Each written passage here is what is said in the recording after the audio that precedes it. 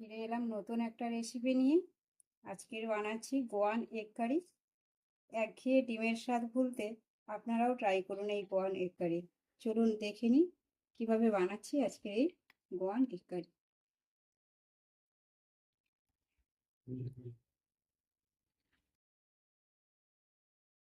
Goan egg curry বানানোর জন্য আমি প্রথমে ভাজা মশলা বানিয়ে দিচ্ছি। প্রথমে দিচ্ছি 1 চামচ ধনে, 3টে শুকনো লঙ্কা, 1 চামচ জিরে, আর দেবো গোলমরিচ, আর কয়েক কোয়া রসুন। এটা দিয়ে আমি ভালো করে নাড়াচাড়া করে মশলাটাকে ভেজে নিয়ে একটু পেস্ট বানিয়ে নেব। ডিমের পরিমাণ বেশি হলে আপনারা মশলাটা আর একটু বেশি নিতে পারেন। আমি 5টা ডিম দিয়ে করছি, ওই জন্য মশলাটা আমি এইটুকুই নিলাম। দেখুন মশলাটা ভাজা হয়ে গেছে, সুন্দর গন্ধ বেরোচ্ছে। এবার আমি এটাকে ঢেলে নিয়ে ভালো করে পেস্ট করে নেব।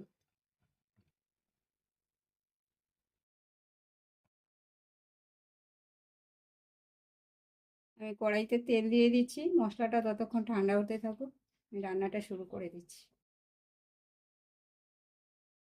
তেল গরম হয়ে গেছে, এবার আমি একটু পেঁয়াজ কুচি দিয়ে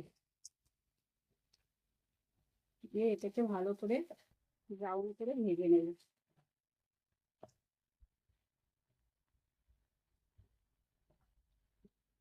এবার দিয়ে দেবো একটু নুন, তাহলে পেঁয়াজটা ভালোভাবে নরম হয়ে যাবে খুব তাড়াতাড়ি। এবার আমি একটু আদা কুচি এর সাথে মিক্সড করছি।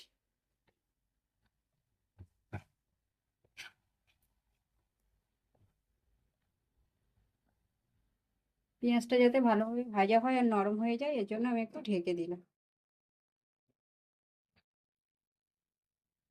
পেঁয়াজ ভাজা হয়ে গেছে, এবার আমি যে ভাজা মশলাটা করেছিলাম সেটা অ্যাড করছি।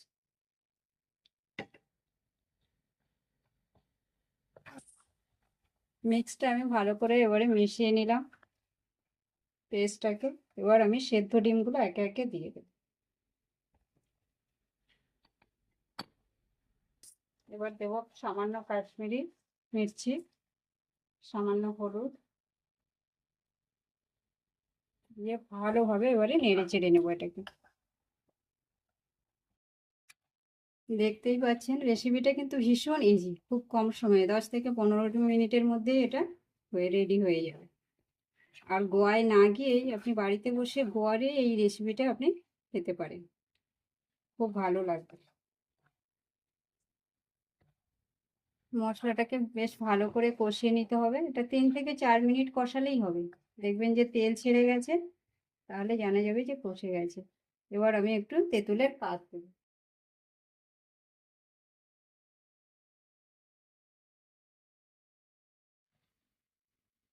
আর দেবো নারকেলের দুধ।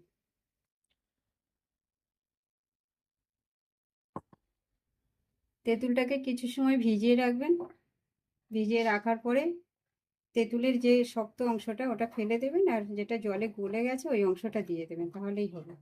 আর আমি নারকেলটাকে কুড়িয়ে গরম জলে ভিজিয়ে রেখেছিলাম, এবার ওটাকে ছেঁকেই আমি নারকেলের দুধ বানিয়ে নিয়েছি। এবারে দিতে হবে স্বাদ মতো নুন।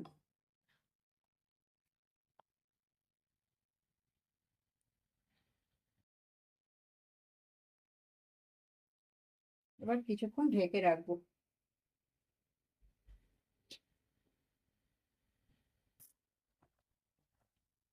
নেড়ে চেড়ে এবার আমি ঢাকা দেবো 5 মিনিটের জন্য।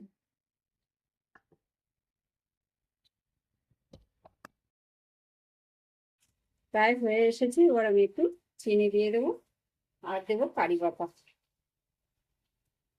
মিনিট খানি রেখে এবার আমি নামিয়ে নেবো। রেডি হয়ে গেছে আমাদের গোয়ান এগ কারি। দেখুন কত কম সময়ে এমন ভালো একটা রেসিপি রান্না হয়ে গেল। আপনারাও ট্রাই করবেন, অবশ্যই ভালো লাগবে।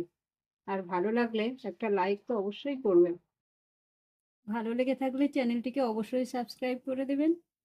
ফিরে আসবো নতুন একটা ভিডিও নিয়ে, ততক্ষণ ভালো থাকুন, সুস্থ থাকুন।